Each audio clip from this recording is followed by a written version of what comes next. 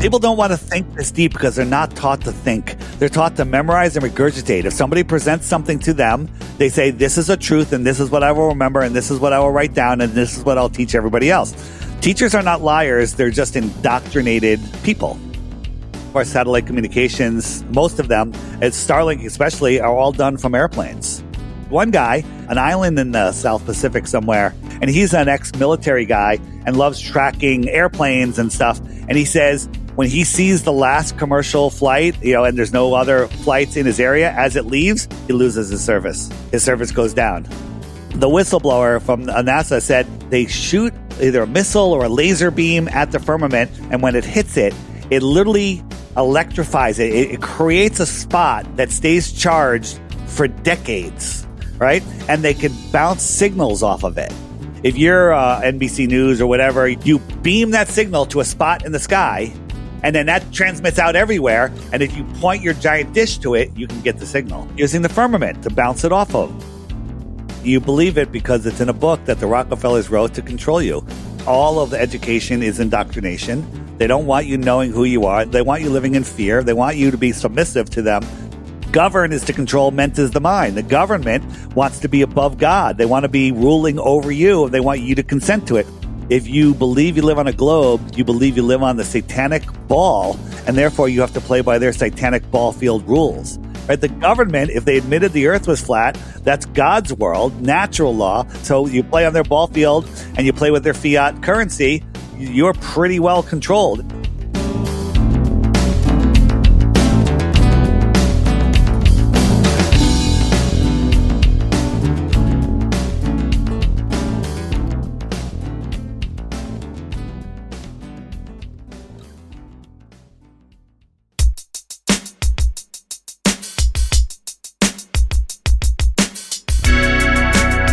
Welcome to the Days of Noah podcast, where we talk all things biblical, supernatural, and strange.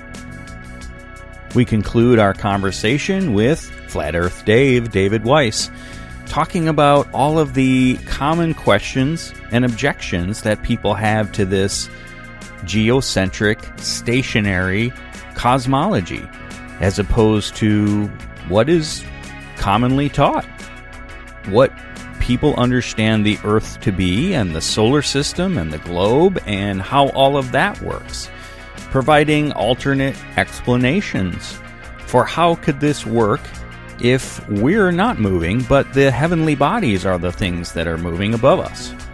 We get into how our education system is providing us with misinformation as a baseline, how engineers do not account for curvature of the Earth when they are building things like railroads. There's no Coriolis effect for sharpshooters shooting long distance. There's no observable curve. We talk about the ISS space station and all of the impossibilities and fakery going on there. How do satellites work? Starlink, meteors, and eclipses. All of these questions that I and others have for tell me how this works then on this geocentric flat Earth system. There really is so much misinformation and disinformation from both sides out there, and we have to be critical thinkers and use our Holy Spirit discernment to sift through it all. Guys, thanks so much for being out there listening. We do appreciate each and every one of you listening to these episodes. And if you enjoy them and get value from our work, if you wouldn't mind supporting us in the simplest way possible, and that's just to share a link on your social media with your family and friends to these episodes, and then take a moment to give us a 5-star rating on your favorite podcast platform. So with that, let's conclude our conversation with David Weiss.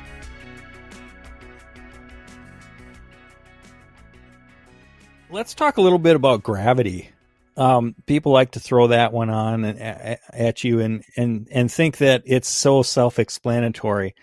The way I understand it, it has to do with the electrostatic, electromagnetic Earth, and it has to do with density and buoyancy. The same reason why you can get different liquids, shake them up in a jar, let them settle, and they will settle themselves. Same reason that, a helium balloon, which has weight, it has mass. Why isn't gravity pulling it down? It has to do with density and buoyancy. But maybe you probably have a better way to frame it. How does gravity work or not work? You have a handful of marbles, ping pong balls, and a helium balloon. You hold your hand above a swimming pool, and then you open your hand. The helium balloon's going to do what? It's going to go up. The helium balloon's going to do what? It's going to go up. The marbles and the ping pong balls are going to do what? Marbles going to go down. Ping pong balls might float. Well, they're all going to go down until they hit the water. The ping pong balls will stay on top of the water. Yeah, the marbles will go to the bottom of the pool. Okay? That's all based on buoyancy and density. But I'm holding a marble in my hand, and I snap my fingers, and the entire Earth disappears. There's nothing except me and the marble. If I let it go, which way is it going to go? I would say down. People that believe in gravity. Oh, which way? Well, yeah, which way is down? Towards your feet, I guess. Well, what if I spun around? What if I turn my feet upside down? There's nothing to reference it to. So is it going to go anywhere? The answer is that's an impossible question to answer. But things go to the Earth because the Earth is not moving. The Earth has a testable negative charge to it. Testable, scientific, provable charge. And anything above the Earth is the sky has a positive charge. So when it's above the Earth, it's surrounded by that positive charge. Since the Earth is not moving, positive and negatives do what? They attract, right?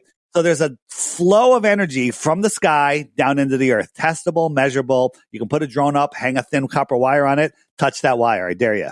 Okay? There's energy in the air. So the electrostatic, we can manipulate it. We can have something. I get some helium balloons, and I've got a little button, and I've got it neutrally buoyant, like 2 inches above the floor. And I have a wire attached to it, to a Van de Graaff generator. So I'm going to add a higher positive charge to that button. And when I add a higher positive charge, it goes down. And when I discharge it, it goes back up. Did we manipulate gravity, or did we manipulate the electrostatic charge? Well, we provably manipulated the electrostatic charge scientifically. Gravity, whether it's Einsteinian or Newtonian, right? They change from Newtonian to Einsteinian because Newtonian just doesn't work, and Einsteinian nobody understands. The bending and warping of space-time, which is basically the bending and warping of your mind. So now we have a theory that's untestable and a testable thing with electrostatics. So let's pretend, and we're just going to pretend that gravity is real. Okay? Well, the people that are the gravitationalists, the globalists, they say that the electrostatic charge is 10 to the 36 power stronger than gravity. Do you know what 10 to the 36 power is? Because we went through some similar numbers last time. I think we did, right? So that's 36 zeros. 36 zeros, right? A trillion. Remember a trillion? Remember how big a trillion was? A trillion is 12 zeros, 12 or 15. I always forget. I can't do it. Can't do it. I'm talking, right? And then you got to times 1,000, times 1,000, times 1,000. We're up to 18 zeros. Times 1,000, times 1,000, times 1,000. I mean, the number is so huge that and I don't believe that the electrostatics is 10 to the 36 stronger than gravity, because gravity can't exist then. It's nothing. It's 0.0036 zeros and then a 1. That is nothing. Nothing. Right? So they're telling us, again, revelation of the method, they're telling us that gravity is nothing. That gravity could not overcome 10 to the second power, let alone 10 to the 36 power. Gravity couldn't overcome 10. Just 10. And the way I think of it, Dave, is you need gravity in the heliocentric model. God. It's right? Because how do the oceans stay on the Earth if we're, spinning, and how come I don't feel it? Gravity is the magic answer for all of it. But you don't need this magical force with the cosmology that we're presenting, right? You were talking about MIT and their silent drone that has no moving parts and it flies. Well, the XRT-3B, I think that's the name of it, the triangle aircraft that the military has, they admit, disclosed papers, look it up, that it lifts and propels using electrostatics. And where is it getting that electricity from? I think it's just pulling it out of the air. I mean, I have a machine that pulls electricity out of the air and puts it in your body. It's amazing. My point is, why don't, if they we could all have flying cars, right? Silent flying cars. right? We could all have that, but no, they don't want us to know about this. Do you think this is reversed engineered UFO technology, and that's why when people are seeing these things overhead that have had these encounters, they're completely silent? Yeah, this is not reverse. This is old world technology. This world, when God created the world, this is just my theory, right? And it probably makes sense to you. When God created the world, he didn't just create this amazing place and throw down Adam and Eve and go, good luck, hope you find fire soon. He threw down some infrastructure, right? Some incredible harmonizing infrastructure, the giant bells, the buildings. All of this was a living machine or a living system. The buildings were living as far as the energetically, and we were all resonating with it. I don't think people used to eat. I think people. I know. We got into some of these topics last time. No, and my theory, my nuance to that, Dave, is I think it was the fallen angels that taught humankind all of this technology, and those guys, the Nephilim and so on, were the ones that had this incredible tech that we don't know how to duplicate today. Yeah, but either way, it was there a long time ago, right? Absolutely. Yeah. So again, they've taken all of that from us. They make us the defenders of our own prison. Everybody has Stockholm syndrome. They all fight to protect the globe, and they're lost. They don't understand what this place is, and it's really difficult to break the programming for some people. But it's happening. People are waking up. Whether it's the energy shifting or the number of podcasts that I do, I couldn't tell you. Maybe a combination of both. And more and more people are waking up. The funny thing is, when you wake up, you don't ever go back to sleep. You can't. It's impossible. Unless of course something happens to you and you're paid or spiritually possessed. That could happen. Right. Yeah. And we're just encouraging everybody out there listening who's still on the fence, which it's totally fine. But do your own critical. It's not fine. It's fine to be there now, Dave. Let's say it this way. It's fine to be there today.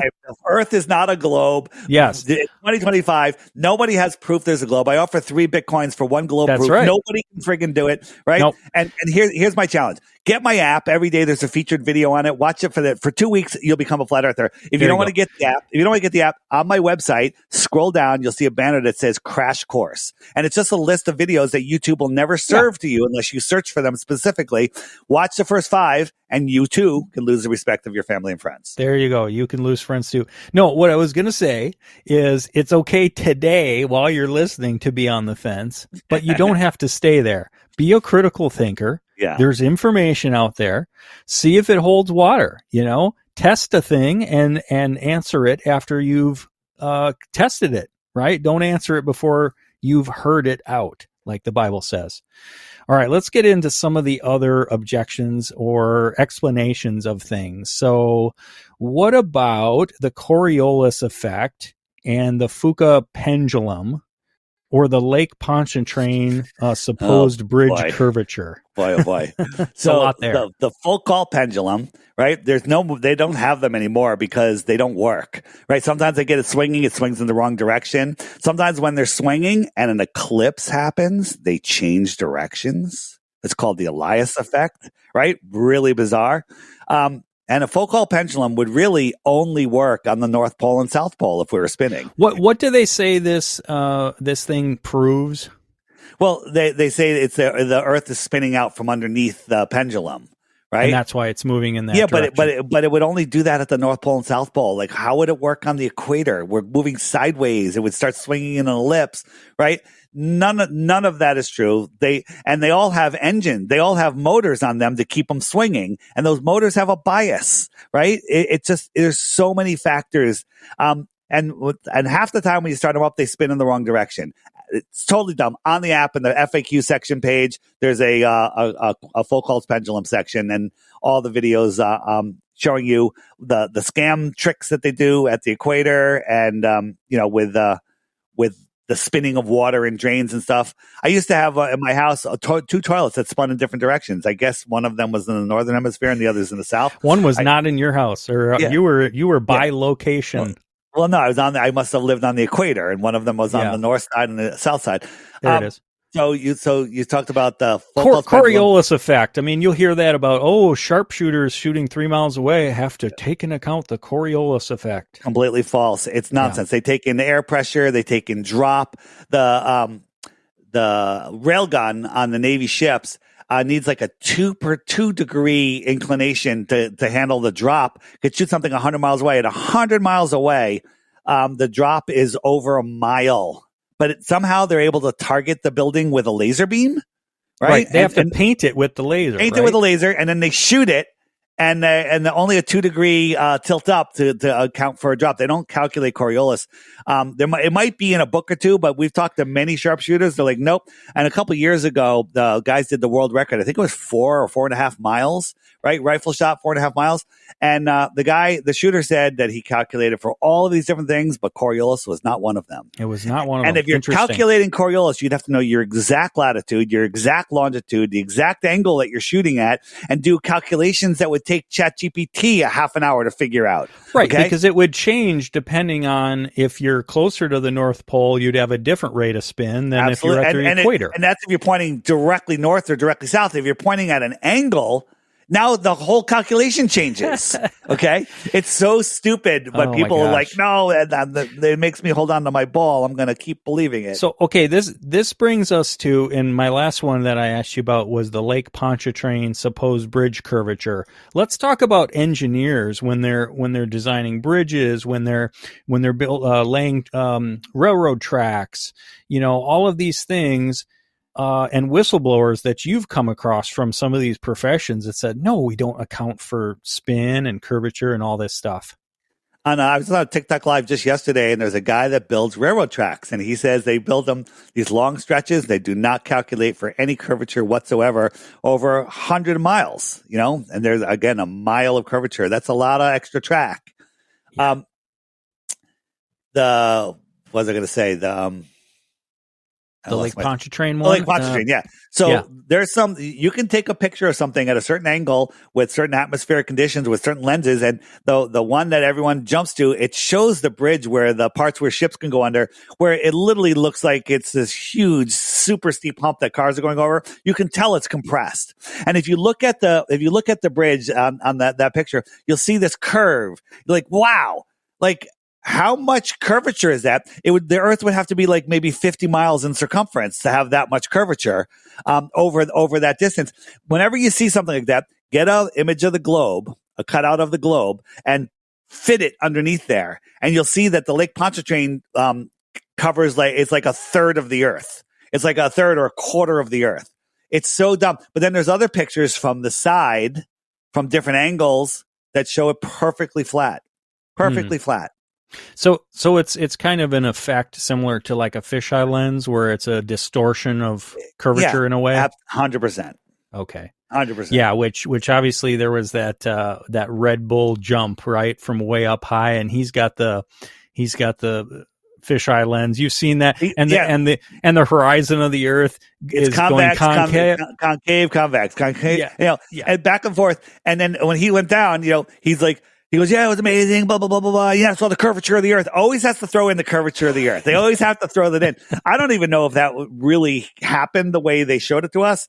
There used to be video of, they did 2 test jumps before the videoed one, and they didn't have GoPro cameras, and they switched to GoPros. I think they were really doing it, and then they're like, NASA's like, hey, we could make this a globe proof, and make them use GoPros, and, and they orchestrated it. But again, it's so stupid. If you look at the picture of the curved Earth, the famous picture, you look at, we analyzed all of the rivers and everything. It's all New Mexico. So New Mexico covers a third of the Earth. In that photo, New Mexico covers a third of the Earth. Right. Yeah. Yeah. People don't want to think this deep because they're not taught to think. They're taught to memorize and regurgitate. If somebody presents something to them, they say, this is a truth, and this is what I will remember, and this is what I will write down, and this is what I'll teach everybody else. Teachers are not liars. They're just indoctrinated people. Right. And when all the textbooks say one thing, we might have talked about this last time, the social experiment where they had some people in a room that were told to deliberately say the wrong answer, and people who knew the right answer would go along with it. Yep. People don't like to go against the mainstream. Most of us don't. It's hard on our psyche. Not mine. Not on mine. Yes, I know. But it takes a special kind of person, or willing to be a special kind of person, to go against that grain. One thing I wanted to mention on the sun, we didn't get to this part of the sun, is how it's provably close. The crepuscular rays, if I'm saying that right. We've all seen, like, through the clouds, these rays that all come to a point wherever the sun is. And you can do this experiment. I actually did a YouTube video demonstrating this myself like 10 years ago. Take a piece of paper or a piece of cardboard, stab a bunch of holes in it, and shine a flashlight through it. And if you put that flashlight far away from those holes, the only light that makes it through the holes is parallel. But if you put it close, you'll get angled rays that shoot out and then converge at that light source. That shows that the sun has to be close. The globalists will say, it's just perspective. It looks like they're spreading out. But what's funny is, hey, the ones that are coming at you, that's a good argument, actually. It looks like they're spreading out. Just like railroad tracks coming at you look like they're spreading out. But the ones that are going away are also spreading out, which means they're spreading out even more than what we're seeing. Okay? Yeah, so they're spreading out even more. There's something interesting. If you go to the top of the Giza pyramid and you look down one side, the corners, the edges look like they're perfectly parallel. It's at the exact ratio of how perspective works. And it literally looks like a straight parallel side when they're really beaming out. For some reason, it's the exact way we see that those pyramids were built. Right. Yeah, those pyramids are fascinating. And some of those sides, they're even like convex, and you can only see it at certain times of day, something like that, or certain times a year, I forget. Interesting. How about the ISS fakery? The International Fake Station? Yeah. So the ISS would have to be, you'd agree with this, that it would have to be the most intense construction project in history, right? You're building a friggin' space station in space.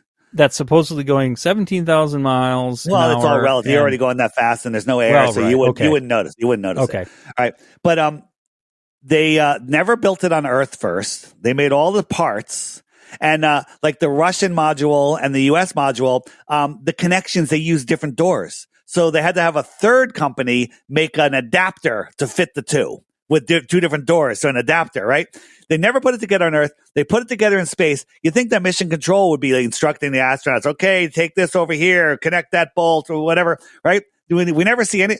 They didn't show anything. There's no photos and no videos of it being built. None. Now, the globalists will come and go, well, here's a video right here. And it's literally pure animation. No people in it. It's just a cartoon. And they're like, look, here it's being built. No, that's a cartoon. It's not even questionable. It's a cartoon. And there's no photos of it. And then all of a sudden, China's got a space station a couple of years ago, and they forgot to build it also. They forgot to film it also.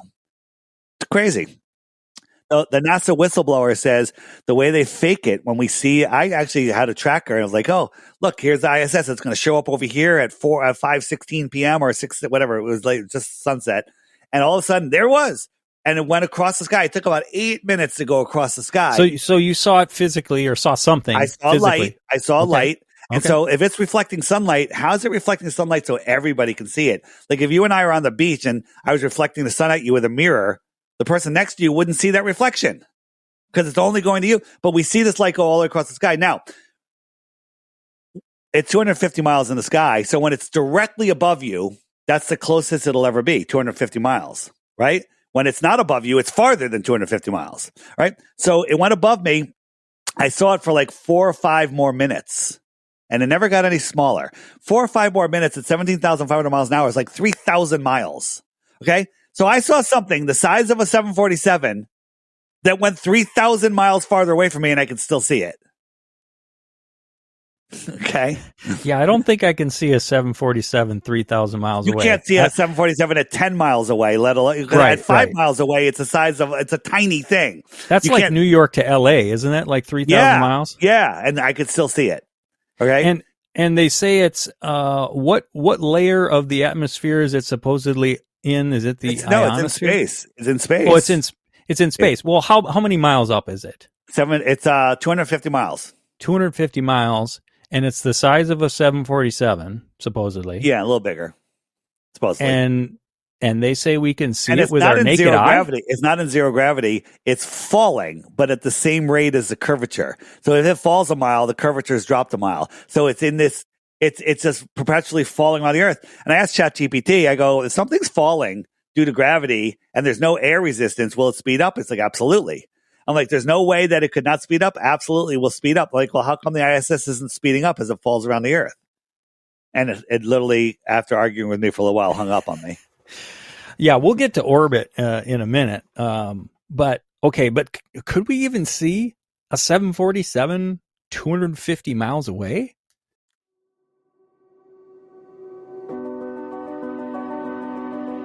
David Weiss here.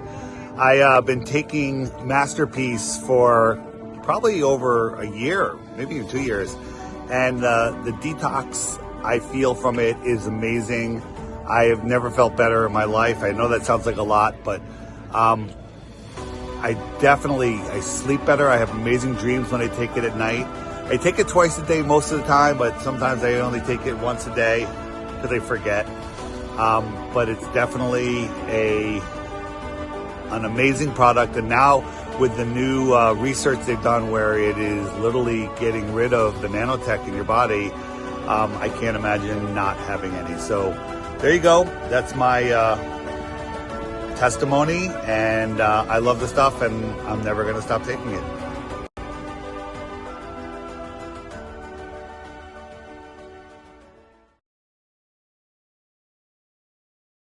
Well, here's how I look at it. You look up at a 747 at cruising altitude, 5 to 7 miles, let's say. You can see the shape of the plane, but you can't see the engine. You can't make out the engine, right? Engine's pretty gigantic on the plane, but it's pretty small compared to the whole plane, right? You can't see the engine. So at 10 miles or 14 miles up, you couldn't see the plane, let alone the engine, right? Right? So at 10 miles up, you can't see the plane, let alone the engine, right? But we look up and we see supposedly Starlink satellites, which are about the size of a desk, like a work desk, right? And those things are 350 miles up when they're directly above you. When they're not above you, they're even farther away, right? So we can see something way smaller than a jet engine at 350 miles away, where we can't even see the 747 at 14 miles away. I'm sorry, anyone that's listening that can't understand what I just said. It's not your fault. It's because you weren't taught to think. You were taught to memorize and regurgitate, and I'm throwing a lot of information at you. But this is really simple stuff to understand. Yeah. Right? It's simple. Go back and listen to this podcast again if you're not following. Right. There's enough there. And that's where I was, Dave, when I started, and I'm sure you too, when you came across this topic and you scoffed at it like I did, but then you started to look at some things. There's enough there to go, I could see how that could work. And that's what I encourage people to do. You mentioned orbit. Is orbit completely fake because it relies on gravity, which we basically said doesn't exist? Well, I think that there are things circling around above. There might even be artificial satellites. We know there's balloons up there, but if you ever looked into quantum locking, it's cold enough up there. Maybe they figured out how to quantum lock some satellite type things in space. But in reality, all of our satellite communications most of them, and Starlink especially, are all done from airplanes. Right? Remember in the Vietnam War, the guys had these special radios that connect to the AWACS planes that were flying high in the sky, so they couldn't be shot down. And so they would communicate with AWACS. AWACS would transmit it back to Washington or wherever it was communicating with. So we're supposed to believe now that that Starlink works. Okay, that Starlink is 350 miles minimum distance from you at the closest point. That this little tin box is floating in space, falling around the Earth, staying in a straight line with all the other ones, and it doesn't have a power source. It can never be serviced, and it's able to transmit power. Like, where's it getting its power from? How good are those solar panels? I was in the solar power business. Solar panels would not even be able to work. So I asked ChatGPT. So the reason I'm telling you about the Vietnam War. It's funny that their little transmitter receiver looks exactly like a Starlink antenna receiver, right? So I said to ChatGPT, I said, what if we took all the Starlink satellites and put them on commercial airplanes, which are everywhere?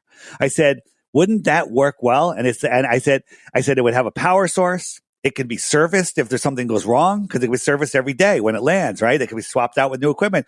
And I said, wow, Starlink, they're like, that's very interesting, because that would be very good. He goes, except if there's a big storm and they're diverting aircraft around the storm, then there would be no service in that area.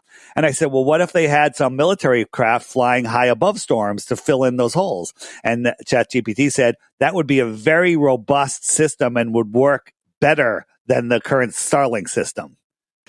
Well, and the other thing, Dave, is they claim that these satellites have, parts made up out of plastic and silicon and all these sort of things, and yet they're in the ionosphere at 2,500 or something like that degrees centigrade.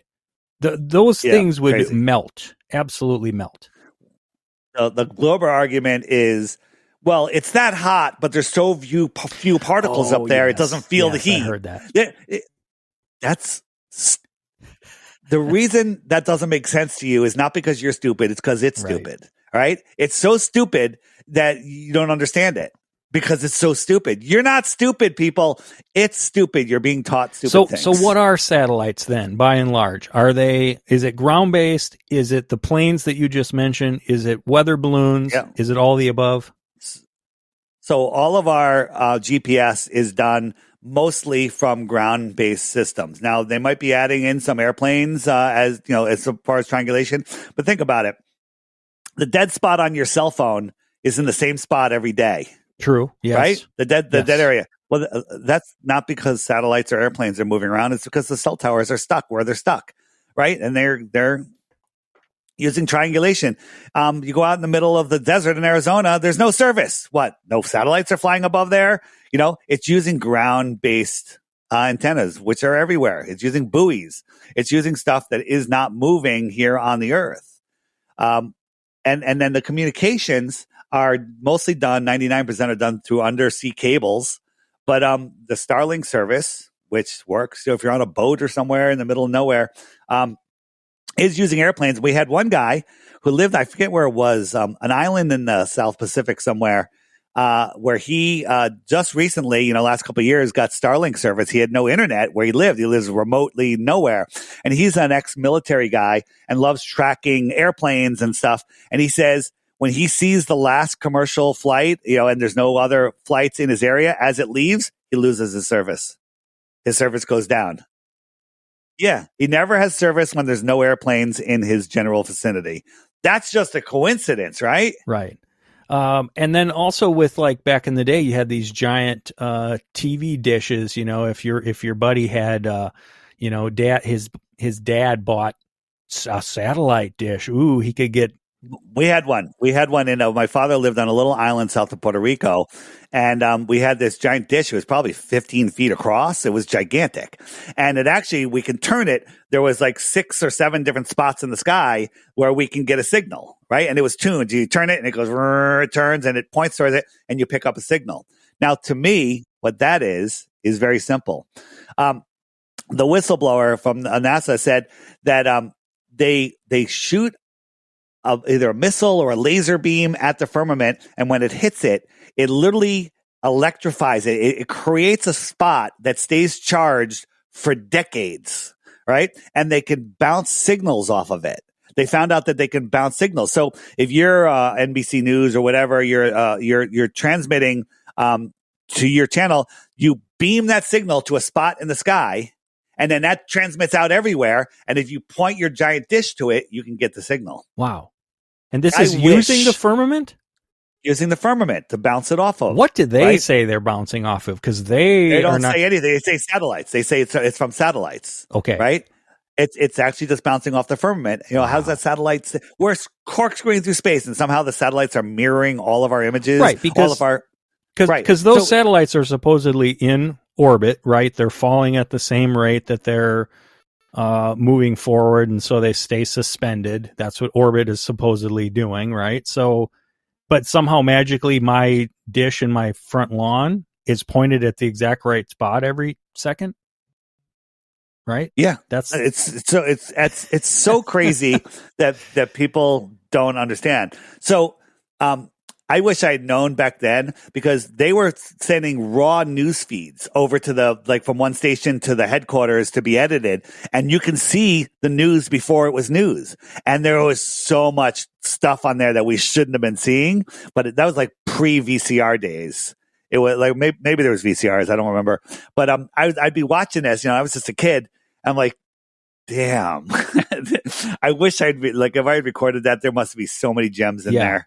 Yeah, well, there's so many things of the ISS we talked about, and NASA spacewalks, and all these things that show these errors. You can see a man's reflection, his face in a helmet, or a light. You can see 4 lights in their visor. The shadows are going the wrong directions.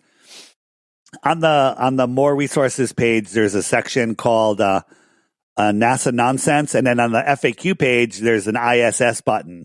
That's there's the greatest stuff in there. I got a series on the ISS bathrooms. Absolutely disproves space. I mean, it's so crazy. Think about this. You're an ISS, right? You got to take a number 2. Okay.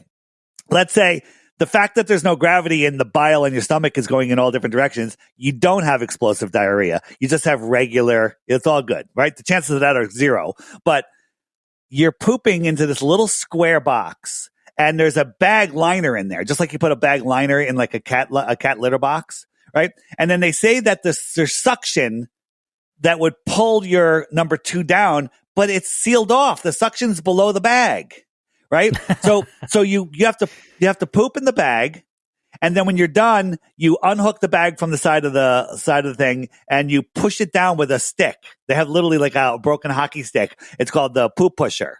Right. And you push it down, and then the next person goes, wait a minute. Who would, there's poop everywhere now. Like, and imagine like they're making tacos up there and pizzas and all sorts of stuff, and your bile's all upside down. Explosive diarrhea would be the norm. Right. And just imagine someone's in the only bathroom and you have to go, or even, it's so stupid. And the woman that gave the tour, she's like showing how the bathroom works, right? And she's like putting her hand, and she's like, look, you go in here, and she's touching the inside of the bowl. Wait a minute. When did the maid come and clean that? Because they've been using it for 10 years, and you're sticking your hand in there while explaining what's going on? Like, who's cleaning this?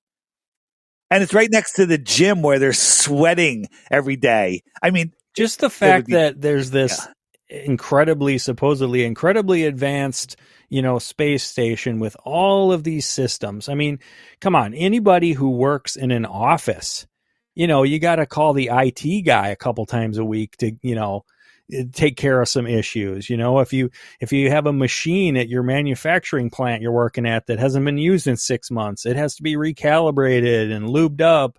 It's like you got this machine up there that, the only way they can service it is they have to somehow connect to it at this incredible speed up there. They've got to, right? I mean, and then when something goes wrong, it's always on the outside of the space station. Like, why isn't it on the outside of a submarine? Why are all the mechanicals on the inside of a submarine, but the outside of the space station? And they go out there in their snowboarding suits. They don't explode due to the difference in pressure. Impossible, right? And they're out there for 8 hours. Oh, wait. How do they have 8 hours worth of oxygen out there? Wait, we can only scuba dive for like an hour, right? Like, where's this oxygen coming from? And then they're out there. What did they do? They tighten one bolt. Like, it's literally, they're working on one bolt for like 2 hours. It's so stupid. And people are like, you don't understand. I'm like, no, I understand. It's science fiction theater. That's what it is. All right. I've wondered about these ones, Dave. I want to hear what you have to say. What about meteors, comets, things like that? Things that come from the sky, asteroids, a space rock, or this hit the Earth. Where is it coming from? Something came down, right? No. No? First, let's talk about meteor showers, the little lights in the sky that we see. They're not physical meteors that we see hit the ground. They're supposedly grains of sand or dust that burn up. And so every year, second or third week in August, there's I think it's the Perseus meteor shower. And somehow they know that we're going to have this at that time every year. Interesting. Right. And supposedly it's because a comet went by and left a dusty trail. And every year we come back through that trail. But you have to remember, we're moving 4.5 billion miles a year never return to where we were before, but somehow that trail is following us and we go through it, right? So that's problem one. Problem two is, let's say we're in America and we're watching those meteor showers and they're all going down, right? They're all going down. They all go down, right? Well, somebody in South America watching a meteor shower, they would see them shooting up because they're upside down looking at the same meteor shower. And no one has ever seen a meteor shoot up from the horizon. They all go down to the horizon, kind of like the earth is flat or something, right? So what are they?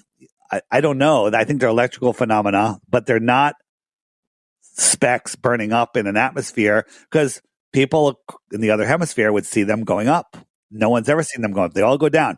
The big ones, they always come in at a sharp angle. They're always caught on a dashboard cam in Russia, northern Russia, and it's just a story, right? And if you look, we have video footage of in Nevada them shooting some stuff out of airplanes that looks exactly like meteors.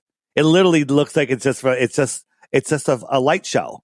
And and again, we look at these craters on Earth. There's like 200 of them. Funny number, kind of.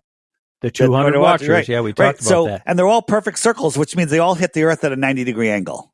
Wait a minute. We only see them come in at angles. They should leave long gouges rather than perfect circles. These things come from within the Earth, right? Whatever they are, geysers, methane bubbles, fallen angels. I couldn't tell you, but they're not meteors falling out of the sky. So, okay. So when people say that they show a chunk of rock and they say that I don't know, maybe they even have video footage of it coming down and then they go run over to it and there it is. It's possible that like a piece of the firmament could come down, or it's possible it could be, I don't know, but it's not rocks coming from outer space, crashing into Earth. On the FAQ section of my app, Flat Earth, Sun, Moon, and Zodiac Clock app, there's a meteors and asteroids section with all sorts of videos showing you how impossible the meteor story is. Oh, fascinating. Yeah, definitely check out Dave's app for that one. Okay, but more likely it is military operations. Well, that's the stuff that we see on the news. Those are just to obfuscate, to make you believe that the Earth is a globe. They will do anything to keep you believing in the globe, because that's how they control us. If everyone listened to this podcast, when it comes out, and everyone woke up, the governments would have no power anymore. Nobody would listen to them. Right. And if you grow up believing it, and then you have it on TV in shows and movies, and you have the occasional news story, like you said, maybe they only have to do this once a year, just to kind of reiterate it. And it's in all the textbooks, right? It doesn't take much to perpetuate that. They've already got you. Yeah. And you believe it because it's in a book that the Rockefellers wrote to control you. All of the education is indoctrination. They don't want you knowing who you are. They want you living in fear. They want you to be submissive to them. Govern is to control, ment is the mind. The government wants to be above God. They want to be ruling over you, and they want you to consent to it. The good news is you, by yourself, can say, I do not consent. And that's it. You do not consent. You're done, right? You need to unplug. Here's the thing, though. He who built it owns it. So if you believe you live on a globe, you believe you live on the satanic ball, and therefore you have to play by their satanic ball field rules. Right? The government, if they admitted the Earth was flat, that's God's world, natural law. They couldn't make any laws, any mandates or rules against it. But on the globe, they can do whatever they want, and if you fall for it, that's you. So you play on their ball field and you play with their fiat currency. You're pretty well controlled. And if you believe in lack and global warming and nuclear bombs and oil shortages and food shortages and overpopulation, you are living in with a much of false evidence appearing real fear. Yeah, absolutely. All right, what about eclipses? How does that work with the sun and moon moving overhead and we're stationary? How does that work on a flat Earth cosmology? Well, the sun and moon move over our head, and there's a combination where they eclipse each other. It's very simple, right? Yeah. So on the heliocentric model, the sun is 400 times bigger than the moon, but it also coincidentally is 400 times farther, so they look like they're the same size, right? That's a wild coincidence. And then the chances that they'll line up and eclipse each other are so infinitesimally small. It's unbelievable, but it happens every year, multiple times. And then after 18 years, the entire cycle repeats itself exactly. Right? I'm like, Is that right? Every 18 years, it's a Soros cycle. And so that's impossible on a heliocentric ball. So on the eclipses section on the FAQ page of my app, there's some really great videos, but I think that when we see a solar eclipse, that's where the sun is eclipsed, that the moon or the eclipsing object, whether it's the moon or not, I couldn't tell you. I think it's the moon, is going behind the sun that we see. Not in front of it, behind. Now remember, the sun that we see, in my opinion, is a projected sun through the firmament. Right? So if something went behind that projected sun, it would block the source. That's why we never, ever, ever, ever, from any angle, from anywhere, with any equipment, see the moon approach, eclipse, or exit the face of the sun during an eclipse. No one has ever seen it. No one's ever seen the moon. Ever. And so that's weird because the earth shine, because from the moon's point of view, there's a full earth, and the earth is shinier and bigger. 6 times bigger than the moon. The earth shine should light up the moon, just like the moonshine lights up the earth. You can read by it, cast your shadow on the ground. No one's ever seen it. So my opinion is whatever is eclipsing the sun, I think it's the moon, is behind it. The other one is the lunar eclipse. That's where allegedly the earth is going in between the sun and the moon, right? Well, let me ask you a question. If you look off your left shoulder and the sun is setting, and you look off your right shoulder, the moon is rising, and they're both above your horizons, could the eclipse have started yet? I don't think because so. we're not in alignment. And not then when they do shift enough for it to start, when you're looking at the moon, where's the shadow going to come in from? The top or the bottom?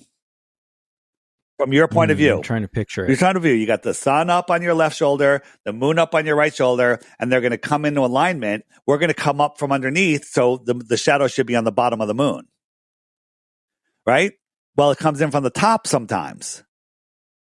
What that proves is it's not the earth. The other thing that proves it's not the earth, it's always a perfect smiley face cookie cut right across the moon. Well, when you use a ball to cast a shadow on another ball, this is number 2, there's 3 things, it comes in as a sharp ellipse, it turns out into a big smiley face, and then it leaves as a sharp ellipse, but that's not what we see. Right? Now, if I took a light and a basketball and I eclipsed it with a book, a straight edge, we actually see a curve the whole time. I'm not saying that it's a straight edge eclipsing the moon. I'm just saying if you want to get that, you need a straight edge, because if I use another basketball to eclipse it, it's going to come in as an ellipse and leave as an ellipse, and that's not what we see. The third thing is shadows dissipate over distance. Put a basketball on the ground at noon, and there's a nice, sharp, dark shadow around it. Lift it up over your head, you can't even see the shadow anymore. It literally dissipates. So you can hardly cast a shadow on something at that distance because it dissipates. People are like, well, it's going through space, it's not going to dissipate. But it doesn't work. And also, if you watch the eclipse, if you go to the eclipse section on the app, the lunar eclipse, you'll see the shadow come in. Let's say it's coming in from the bottom, right? And then a full eclipse, but then it exits at 3 o'clock to the right. It doesn't keep going across. It should come in at 6 o'clock and leave at 12 o'clock, or come in at 9 o'clock and leave at 3 o'clock, but it comes in at 6 o'clock and it leaves at 3 o'clock. How is that possible? Did we just change directions? So I don't need to falsification is independent of replacement, right? I don't need to tell you how an eclipse works. I need to tell you what's impossible. And the heliocentric explanation for the eclipse is absolutely impossible. Right. And does that also explain about the phases of the moon? Because isn't that the traditional science says that also is the Earth in the way? No, that's not what it says. That's not. The heliocentric model is that the sun is lighting up the moon, and the different angle that we see the sun at, it causes the phases of the moon. It has nothing to do with the Earth, right? So a lot of people mistake that, but the problem is sometimes the angle of the sun to the moon don't line up. Like for 1 week a month, it's way off. But I actually think that the sun is lighting up the moon. I think that the energy from the sun is fluorescing the moon. It's energizing the moon. It's sending electricity to the moon, and the moon is its own light, right? That's why we can read a book by the moon. The moon can cast my shadow on the ground. It's so bright, right? Try taking sunlight and getting a cement ball and getting it to cast light on you. It doesn't do that. It just lights up, right? It just has sunlight on it. It's not projecting, light that will cast a shadow on you or anything. Right. And again, and the distance, if you use the inverse square law of light, you go halfway to the moon, it's 4 times brighter. Halfway again, it's 8 times, 16 times, 32 times. I think it's 4 times brighter each time you go. And the calculation is when you get to like 100 miles from the moon, it would be something like 60,000 times brighter. Either it's a number that's still beyond blinding, face melting, right? But that's what it would require it to be. And then the same thing to be able to see it how we see it. Same thing with Polaris. We see Polaris, right? The brightness would have to be a sextillion times brighter than the sun. That's not even a possibility. Yes. Okay, so we know that the light that the moon gives off is not the reflection of the sun because it's different light. Yeah. I've done this experiment. Right. You can take an infrared gun and shoot it in the moonlight on the same surface that's in the moon's shadow. It will be colder in the moonlight. Moonlight, which is the opposite of the sun. Everybody knows in summer, get under a tree, it's cooler in the shade. Well, in the moon shade, it's warmer, and in the moonlight, it's colder. But you're saying that still works. However, the sun is possibly charging up, almost like right? Like as kids, we've got these little glow in the dark stickers, right? And if we shine a flashlight on them for a minute, I think it's not just storing energy. I think that the moon produces its own light. Bible says, put 2 great lights in the sky, the lesser light to rule the night and the greater light to rule the day. Yeah. It's its own light. Wow. All we got to do is stick with the Bible, guys. Well, people, I try not to stick with the Bible. Let me tell you why. Because I was the guy that if you brought up the Bible, I discounted everything you said. That's right. True. We can get there. But the thing is, the Bible regardless. is actually one of the greatest flat earth books on earth. It's one of the greatest history books, science books, everything. But for somebody that's not a Bible believer, it's useless. It's absolutely useless until you scientifically prove it. Science is good for everybody, whether you're religious or not, atheist or not, actual science. And then once you get there, you'll understand that the Bible is scientific. Yeah. Since we're kind of on the topic right now, how have you dealt with or heard from Christians that think that this is detracting from the gospel of Jesus Christ and this is making us look bad and flat earth is nonsense, and they're well-meaning and they try to debunk it? What conversations or things have been thrown at you from Christians on this topic? Well, there's a different type of Christians. There's Bible-believing Christians, and they know that the earth is flat, and then there's churchians that just go by the church doctrine, right? And on my app, I have a biblical section, and under the main Bible section, the video section, there's a video made by my co-host from the Flat Earth Podcast, Matt Long, that says, "Dear Pastor." It's an 8-minute video. I encourage everyone to give that to your pastor, right? And it talks about how the Bible is a flat earth book and it's undeniable. 8 minutes. That's it. Just watch it. And then you'll see.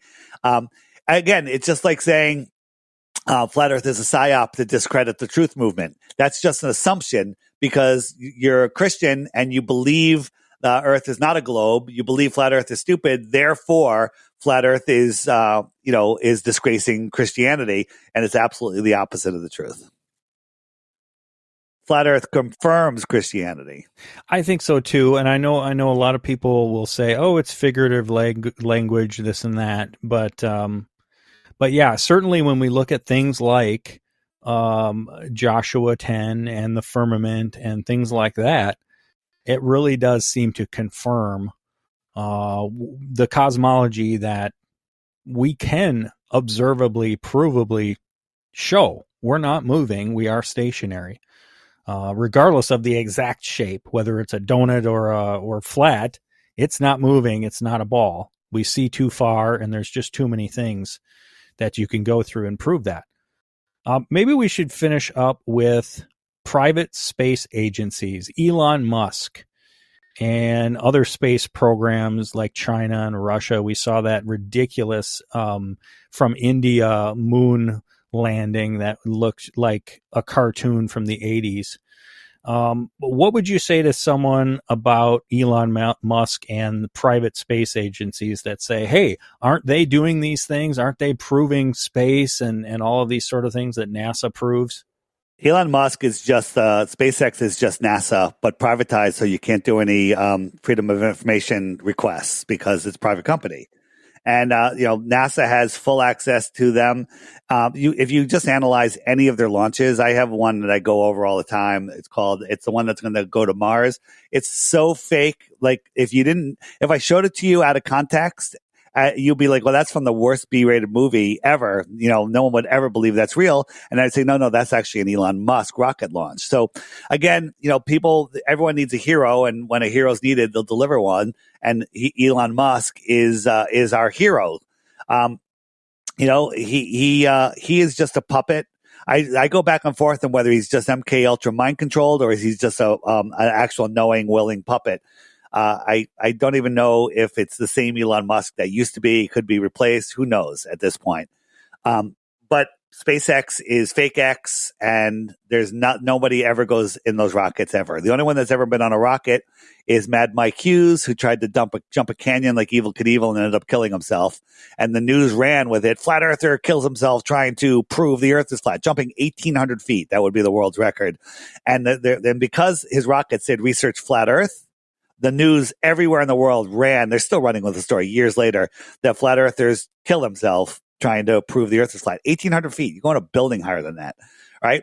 So again, it's hard to give up. Where everyone's so proud of rockets and space and everything, but if you look at it, you see they all curve over, crash into the Bermuda Triangle. No one's ever on them. It's all fake, and it's not just me saying that. There's so much evidence of it. There's the whole, the ISS section on the app has it, and then the NASA nonsense. There's tons of stuff in there. Yeah. Definitely get the app, guys. Check it out. Yeah. These private space agencies are just regurgitating this fakery. It's sci-fi for grown-ups is really what it is. And we got to break free. You mentioned it earlier, the Matrix. Right, like this crafting this world, this counterfeit world of understanding where we live and breaking free of that and what it's done. I mean, you've talked about it, Dave. What it's done for your mind. I mean, that's the real psyop. Absolutely. Think about the Matrix, though. The Matrix is a prison for your mind. Well, the globe is a prison for your mind, and we are in a virtual reality. We're in this plane of inertia, right? Where our thoughts change our reality. Our thoughts literally change our reality. So that is kind of like a simulation. I did a show with Archaics recently, and we talked about this. I don't like saying the world is a simulation, but it kind of is. It's kind of like this incredible God-made physical simulation. And where was I going with that? I had a good point. The Matrix. So think about the Matrix. What did the Oracle always try to feed Neo? She's always baking something. Do you remember? Oh, like cookies or something? Cookies. Yeah. So we're in the Matrix. What are cookies? Cookies are ways to track things. So they're always trying to feed them cookies. And there's people say, birds aren't real. Birds are drones that are tracking us. Well, birds have a great bird's eye view, right? And they sit on power lines all the time. Maybe they're recharging, right? Taking the energy from the power lines. But what does the Oracle do? She's in the park. What is she doing? She's feeding them cookies. She's throwing cookies on the ground for the birds, right? Okay. So that's how it's just fascinating. All these little clues they throw out there. The Matrix is telling us the truth of this world, and the documentary Idiocracy is showing us where we are. Yeah. That one I have not seen yet. Would you recommend You have not seen Idiocracy I have yet? not. No. You know what's funny? It used to be a comedy, but now it's a documentary. Go watch it. I think it's free on YouTube. Just Idiocracy, everybody. If you haven't seen it, it's hysterical. It's And when you see it, you're gonna be like, it's stuff is running. It's just happening in it. Like a World Wrestling Federation guy is the president, Camacho or whatever his name is. Well, remember when Trump was on stage at the Republican rally? He had Hulk Hogan rip his shirt off, Right. That's from the movie. It's in Idiocracy. Oh my gosh. Yeah, it's unbelievable. It's unreal. It's worth watching. Yeah. Idiocracy, everybody. Oh, fantastic. Well, I think maybe let's wind it down there, Dave. I've got much more on my list here to talk about, but I know I wanted to save the old world and watching that documentary, The Old World Order, right? Is that what it's called? So Old World Order, that's one by Sean Hibbler. By the way, Sean just came out with a movie about chemtrails called Climate Trails. Oh. Climatetrails.com, and you can rent it for like $3 on Vimeo. Please watch it.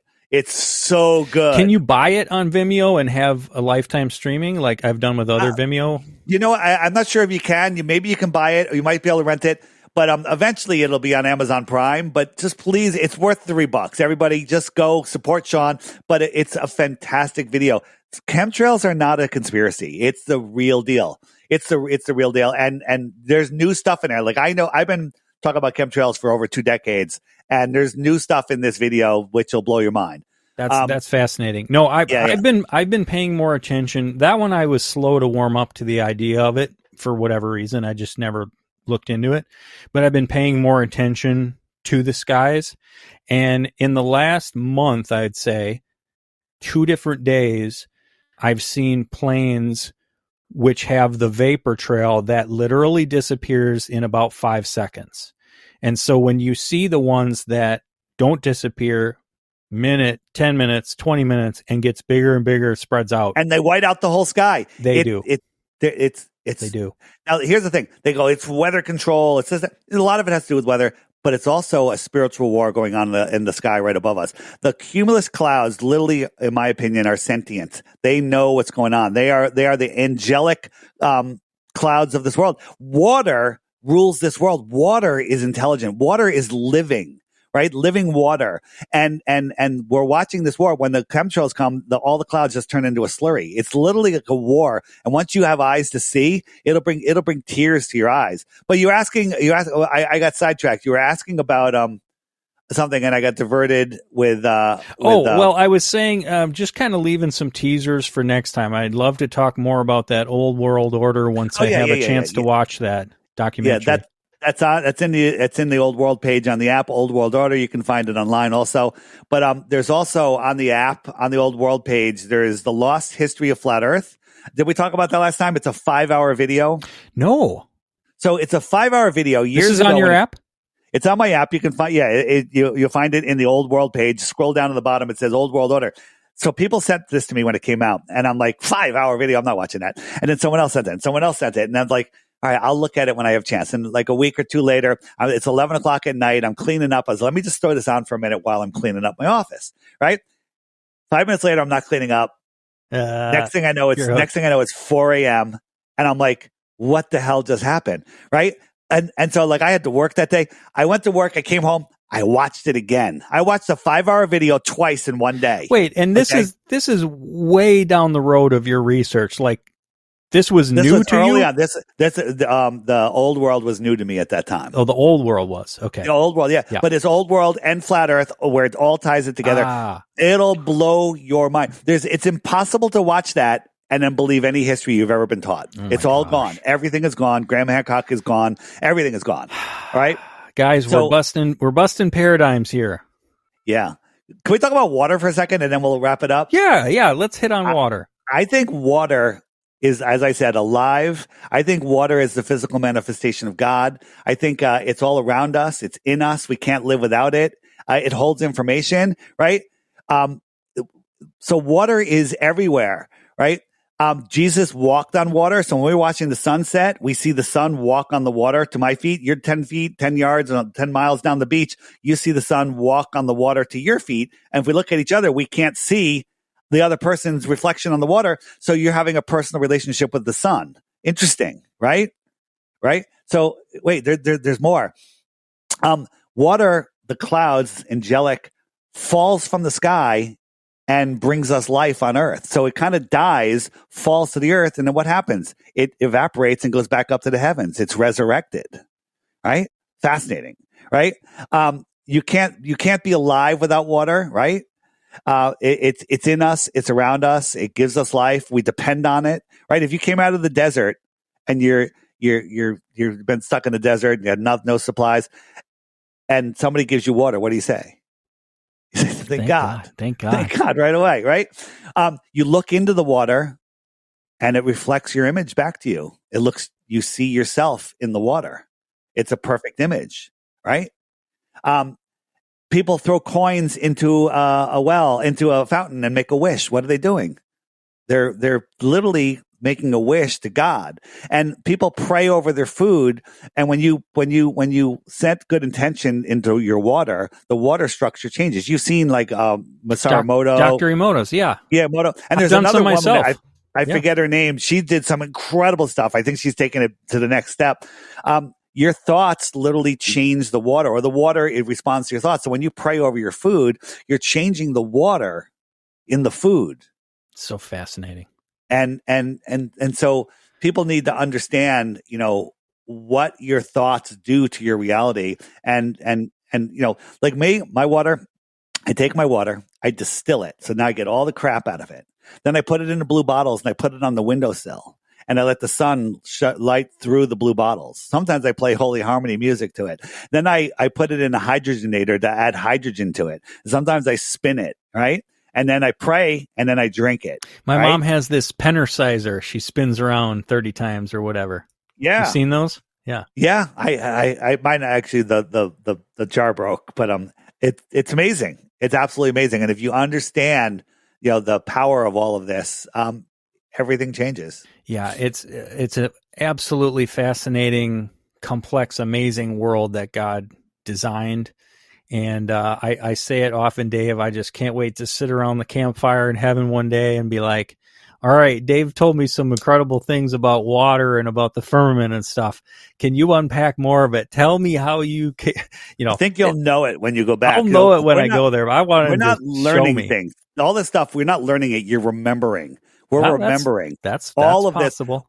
This. Like before we come here, I think we know it all. We know it all. So we come here purposely, willingly, with what we might call amnesia, and to have lessons. I heard this idea for the first time from our listeners will know if you heard the episode with Dr. Robert Rodich, who said that, we perhaps, and there's not necessarily a biblical precedent, so this would be kind of extra biblical speculation, but that we were spirits before we were physically manifested, and that between us and God, we came up with an assignment and for what our life was going to be like. I don't know if that's true, but this idea that we have a scroll that we're supposed to fulfill and to inquire of God, what is that? What are we supposed to do on this amazing earth that we live on? Well, thank you so much, Dave. This was absolutely fascinating, mind blown, so much to cover. I'm glad we're splitting it, as always, into 2 episodes because there's just so much that you gave us. So appreciate it. Let me just quickly plug. I'm going to be speaking at 3 conferences this year, November 7th, 8th, and 9th in Quartzsite, Arizona. It's called the InternationalTruthExpo.com. That's going to be a fun one out in the desert. I'm going to be speaking at a conference October 25th and 26th in Texas called TrutherCon.com, TrutherCon.com. And then in February, I'm going to be speaking at a 5-day conference in Puerto Vallarta, Mexico called Anarchapulco, run by Jeff Berwick. An amazing, crazy, awesome conference. So you want to take your family or just yourself on a vacation and meet the most incredible people and hear probably 50 of the most amazing speakers. That would be in Puerto Vallarta, Mexico, in February 15th through the 20th. And you can find, you're probably not going to remember any of those, so you can go to flatearthdave.com and find everything. You can find my social media there. You can find the conferences there. You can find the crash course there, my app there. You can find everything at flatearthdave.com. That's the only thing you need to remember, flatearthdave.com. Fantastic. Thanks so much, Dave. Yeah, and for next time, because I definitely want to have you back, I want to talk Old World Order. I want to talk Antarctica and the secrets there, what's going on under the earth. Maybe bring up a few more of these objections and questions that people have. And then maybe we'll stretch into some of the things I haven't been willing to really dig into, which is dinosaurs. Are they completely made up? We did touch on that last time. You mentioned nuclear weapons being made up. That one, I'm like, I don't know. So we'll stretch. People hang on to their diseases. They don't like having cures for them. I've got a Tesla coil that literally it gets rid of everything, fixes everything, and people are like, I'm not going to try. I don't want to do it. Right? They hold on that nuclear bombs, the thing that keeps you in fear. Provably not so. On my website, free stuff. Listen to it, and then you'll know. Nuclear hoax. It's on the bottom of my website. You can't miss it. Guys, you might have to take these in bite-sized pieces. Okay, it's a lot. But pray about these things. Take it to God and go, show me the reality of your world, and do your own critical thinking. Get that critical thinking organ, that muscle functioning again. It's so important. Take your power back. You're the one that gave it away, and unknowingly, now willingly take it back. Absolutely. All right. Thanks, Dave. Appreciate you. All right, man. Thanks. Appreciate it.